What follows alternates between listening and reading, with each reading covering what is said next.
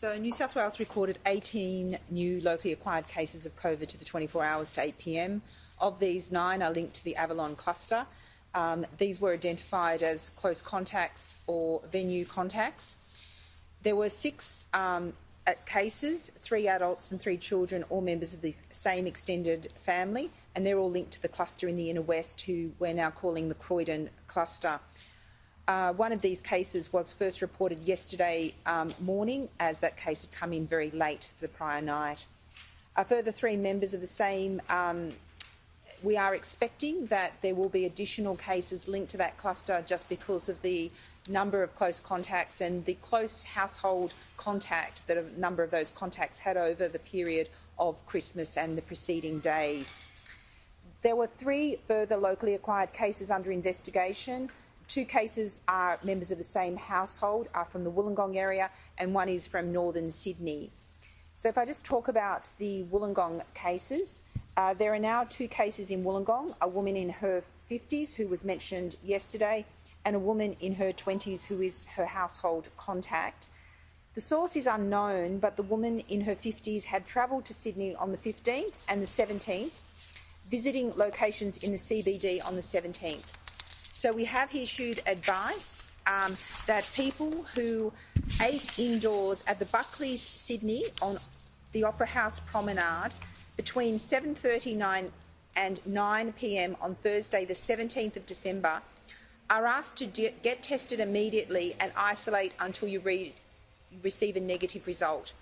What we're obviously looking at is whether someone who attended that restaurant was inadvertently infectious, unknowingly infectious at that time. That testing will help us identify that. And also if this person was exposed at that venue, this will help us ensure that no one else is unknowingly infectious that ate at that venue. People who attended the movie The Prom, which was an open-air cinema at Lady Macquarie's Chair on the evening of the Thursday the 17th of December, are also asked to get tested immediately and isolate until you receive a negative result. There is a pop-up drive-through testing clinic which has been open at the Fig Tree Community Hall this morning at 11 Princess Highway, Fig Tree, and it will be operating from 8 a.m. to 8 p.m. every day until further notice. It is essential that we have very, very high testing rates around the Wollongong area.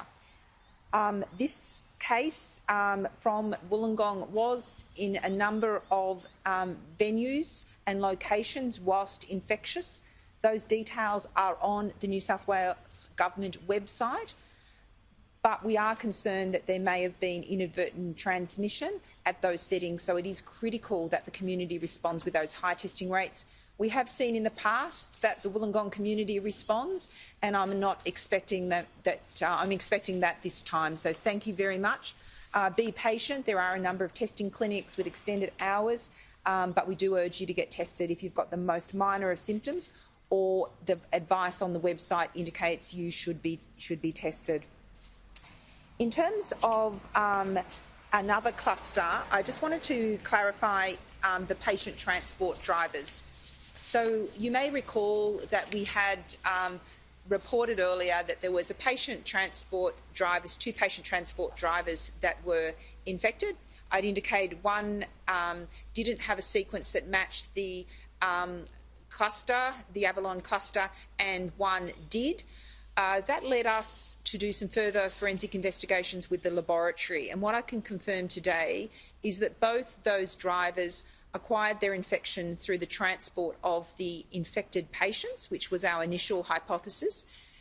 There had been a lab error, contamination crossover event, which had led to that erroneous result, but the lab picked up on that, and we thank the individual for also representing for another test, and were able to run that test totally clear. So we are very clear that those patient transport drivers were exposed associated with the transport of the infectious patients.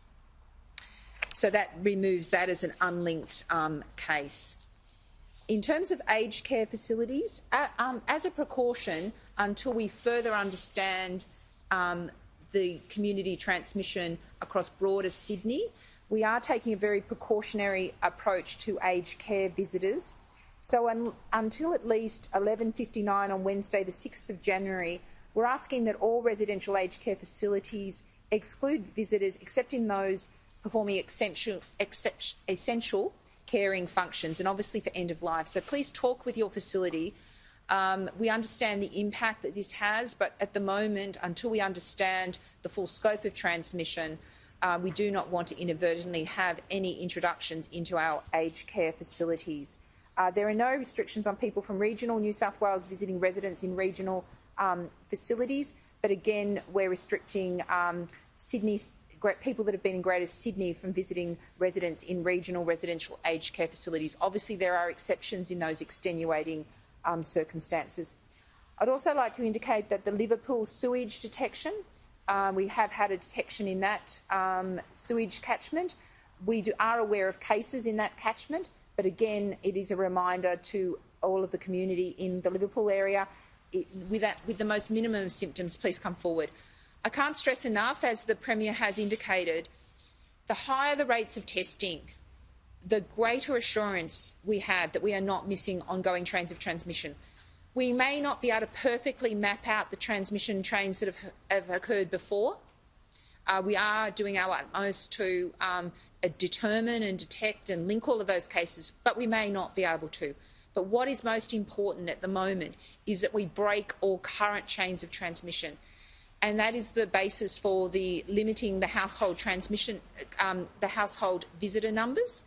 Households are the highest risk of transmission events. And so the safest thing you can do is limit your activities to your own household and minimise your interactions with other households at this time. Thank you.